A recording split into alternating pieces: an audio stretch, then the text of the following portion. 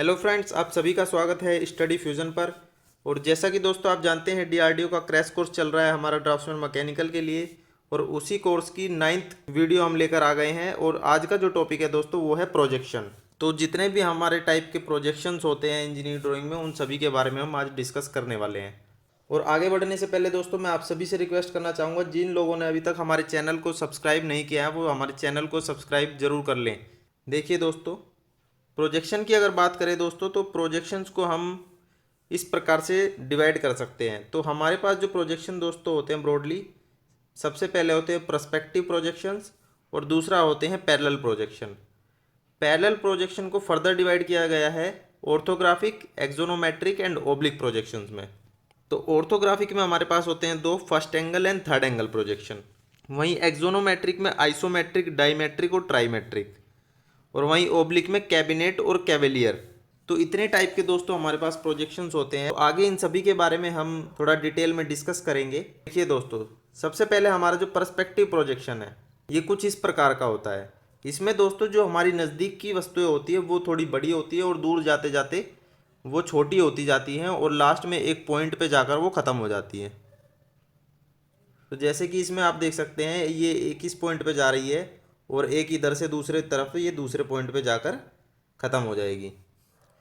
तो ये यहाँ पर आप देख सकते हैं, ये हमारा 2 पॉइंट पर्सपेक्टिव है। इसी प्रकार से 1 पॉइंट, 2 पॉइंट और 3 पॉइंट, इस प्रकार की 3 प्रकार के प्रोजेक्शन हमें पर्सपेक्टिव प्रोजेक्शन में मिलते हैं। इसके बाद अगर दोस्तों देखेंगे तो पैरेलल प्रोजेक्शन में जो एक प्रोजेक्शन था हमारे पास वो था ओब्लिक प्रोजेक्शन। तो ओब्लिक प्रोजेक्शन में दोस्तों क्या होता है कि हमारा one face parallel to horizontal plane and receding axis at an angle of 30, 40 और 60 डिग्री। तो दोस्तों जो हमारा ये फ्रंट जो फेस होगा ये हमेशा हमारा हॉरिजॉन्टल प्लेन के साथ पैरेलल रहेगा। और उसके बाद जो ये लास्ट का जो एक्सिस है इसको बोलते हैं हम रिसीडिंग एक्सिस। मान लीजिए ये हमारे पास ये हमारा एक्स एक्सिस है, ये हमारा वाई एक्सिस है। तो ये जो एक्सिस हो जाएगा दोस्तों, ये जेड एक्सिस जो होगा ये हमारा रिसीडिंग एक्सिस कहलाएगा। तो ये हमारा ग्राउंड के साथ कुछ एंगल पे रहेगा 90 डिग्री से कम के। तो जो ओब्लिक प्रोजेक्शन होते हैं दोस्तों वो हमारे दो टाइप के होते हैं, एक होता है कैवलियर और एक होता है कैबिनेट। और इनमें दोस्तों क्या डिफरेंस है, कैवलियर प्रोजेक्शन जो होगा दोस्तों उसमें हमारा रिसीडिंग एक्सिस फुल स्केल में बनेगा। मान लीजिए हमारे ऑब्जेक्ट की लेंथ 10 सेंटीमीटर है तो उसको हम ड्राइंग में भी 10 सेंटीमीटर ही दिखाएंगे। और जबकि कैबिनेट प्रोजेक्शन में वही हमारा रिसीडिंग एक्सिस जो है हाफ स्केल में चेंज हो जाएगा। तो बस यही डिफरेंस है कि कैवलियर में हमारा जो रिसीडिंग एक्सिस है वो फुल स्केल में रहेगा और कैबिनेट में हमारा रिसीडिंग एक्सिस हाफ स्केल में रहेगा। उम्मीद करता हूँ इसको आप अच्छे से समझ गए होंगे। और इनके रिसीडिंग एक्सिस से संबंधित कई बार एग्जाम में क्वेश्चन पूछा भी जाता है कि कैवलियर या कैबिनेट प्रोजेक्शन में रिसीडिंग एक्सिस में कौन सा स्केल या कितना स्केल यूज़ किया जाता है। नेक्स्ट देखेंगे। नेक्स्ट है दोस्तों हमारा पैरेलल प्रोजेक्शन में एक्सोनोमेट्रिक प्रोजेक्शन। तो यह भी दोस्तों हमारा एक 3D को शो करने का एक तरीका है, 3D ऑब्जेक्ट को। तो इसमें हमारे पास 3 टाइप के प्रोजेक्शन होते हैं। एक हो गया हमारा ट्राईमेट्रिक, दूसरा डायमेट्रिक और तीसरा आइसोमेट्रिक। इसमें दोस्तों क्या होगा, हमारा जो प्रिंसिपल एक्सिस है, प्रिंसिपल एक्सिस पे जो हमारे 3 एंगल बनेंगे, इन एंगल्स के आधार पे हम तीनों को कैटेगराइज करते हैं। तो जो हमारा आइसोमेट्रिक होगा दोस्तों उसमें हमारे तीनों ये एंगल इक्वल होंगे, यानी कि 120 डिग्री के होंगे। वहीं अगर डायमेट्रिक की बात करें तो ये 2 एंगल हमारे समान होंगे और जबकि एक तीसरा जो एंगल होगा वो हमारा एक डिफरेंट डिग्री का होगा। और वहीं ट्राईमेट्रिक की अगर बात करेंगे तो हमारे इसमें तीनों ही एंगल डिफरेंट डिफरेंट होंगे। तो ये हमारा डिफरेंस है इन सभी तीनों प्रोजेक्शंस में। अब आगे दोस्तों बात करेंगे आइसोमेट्रिक प्रोजेक्शन से रिलेटेड कुछ पॉइंट्स हैं दोस्तों, उनको हम डिस्कस कर लेते हैं। Isometric drawing, drawing in true length. तो दोस्तों जब भी हम किसी ऑब्जेक्ट को ट्रू लेंथ में बनाते हैं तो उससे जो हमारी ड्राइंग बनती है उसको हम आइसोमेट्रिक ड्राइंग बोलते हैं। और जब हम उसी ऑब्जेक्ट को आइसोमेट्रिक स्केल में बनाते हैं तो उसको हमेशा हम आइसोमेट्रिक प्रोजेक्शन बोलते हैं। अब दोस्तों आइसोमेट्रिक स्केल क्या होता है, तो जब हमारा ऑब्जेक्ट एक एंगल पे टिल्ट होता है तो उसकी जो साइड्स हैं दोस्तों एक एक्चुअल उसकी लेंथ से जो है थोड़ा कम हमें दिखाई देती है, उसी को दोस्तों हम बोलते हैं एक्चुअल आइसोमेट्रिक स्केल। और वही जो कहलाती है हमारी आइसोमेट्रिक लेंथ कहलाती है, जो कि हमारा एक्चुअल से 0.816 टाइम्स होता है ट्रू लेंथ का। या फिर आप कह सकते हैं 82% ऑफ ट्रू लेंथ। तो इसको भी दोस्तों आप ध्यान रखेंगे। ये सीधा सीधा क्वेश्चन आता है कि हमारा जो है आइसोमेट्रिक स्केल नॉर्मल स्केल का कितना परसेंट होता है, तो वो हमेशा 82% होगा। उसके बाद दोस्तों एक और क्वेश्चन पूछा जाता है कि representative fraction of isometric drawing, तो वो दोस्तों हमारा होता है √2/√3। और जैसा कि आप जानते हैं रिप्रेजेंटेटिव फ्रैक्शन दोस्तों हमारा होता है measurement of object on drawing divide by actual measurement of object. तो इन सभी पॉइंट्स को दोस्तों एक बार आप नोट कर लीजिएगा। नेक्स्ट है दोस्तों हमारा सबसे इंपॉर्टेंट ऑर्थोग्राफिक प्रोजेक्शन। ऑर्थोग्राफिक में दोस्तों हमारे पास दो प्रोजेक्शन होते हैं, एक होता है फर्स्ट एंगल, एक थर्ड एंगल। फर्स्ट एंगल के लिए दोस्तों हमारे पास जैसे ये हमारे पास 4 क्वाड्रेंट हैं, तो दोस्तों इसकी बात करें तो इसमें हमारा जो फर्स्ट एंगल प्रोजेक्शन होगा उसमें हमारा ऑब्जेक्ट फर्स्ट क्वाड्रेंट में होगा और हमारा ऑब्जर्वर यहाँ पर खड़ा होगा। तो इस प्रकार से जो दोस्तों प्रोजेक्शन बनेगा उसमें जो हमारा फ्रंट व्यू होगा वो सामने होगा। और अगर टॉप व्यू की बात करें तो वो हमारा हॉरिजॉन्टल प्लेन पे बन रहा है, यानी कि नीचे बन रहा है। ये हमारा वर्टिकल प्लेन है और ये नीचे हमारा हॉरिजॉन्टल प्लेन है।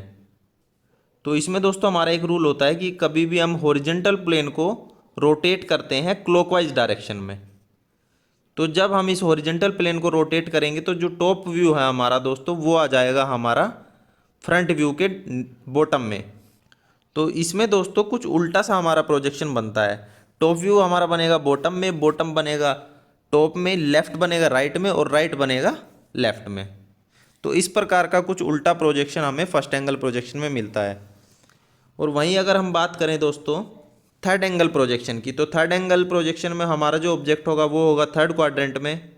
हमारा ऑब्जर्वर यहाँ पे खड़ा होगा और हमारा ऑब्जेक्ट एंड ऑब्जर्वर के बीच में जो हमारा होगा ये होगा हमारा प्रोजेक्शन प्लेन। और जब हमारा ऑब्जर्वर इसको देखेगा सामने से तो हमें फ्रंट व्यू मिलेगा। उसके बाद जो हमारा टॉप व्यू है दोस्तों वो बनेगा हमारा हॉरिजॉन्टल प्लेन पे। और जब इसको हम रोटेट करेंगे दोस्तों तो हमारा टॉप व्यू चला जाएगा टॉप में। और इसी प्रकार हमारा जो बॉटम व्यू बनेगा वो बनेगा बॉटम में, लेफ़्ट बनेगा लेफ़्ट में और राइट बनेगा राइट में। तो इसमें हमें सभी सीधे सीधे प्रोजेक्शन मिलते हैं। तो ये दोस्तों बात हो गई फर्स्ट एंगल थर्ड एंगल की। इसको थोड़ा और देख लेते हैं दोस्तों क्या हमारा डिफरेंस है first angle projection and third angle projection में। तो यहाँ पे दोस्तों पहला पॉइंट है object lies in first quadrant. तो फर्स्ट एंगल में हमारा ऑब्जेक्ट फर्स्ट क्वाड्रेंट में होगा, थर्ड एंगल में हमारा थर्ड क्वाड्रेंट में होगा।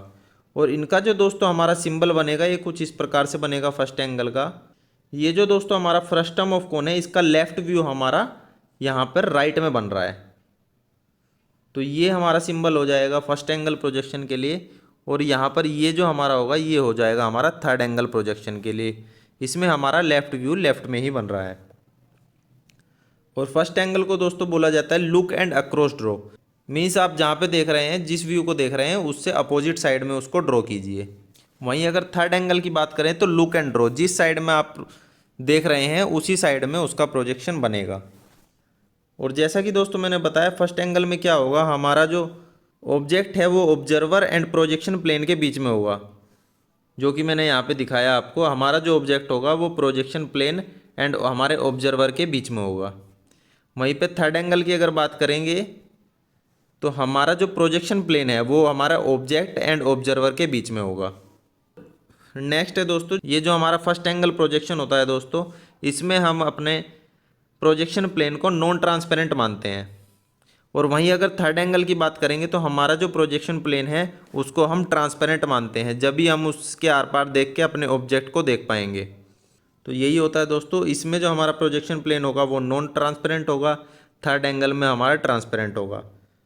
और यूज़ की बात करें तो दोस्तों फर्स्ट एंगल हमारा इंडिया और यूरोपियन कंट्रीज़ में यूज़ किया जाता है, वहीं पे हमारा थर्ड एंगल प्रोजेक्शन यूएसए में ज़्यादा यूज़ किया जाता है।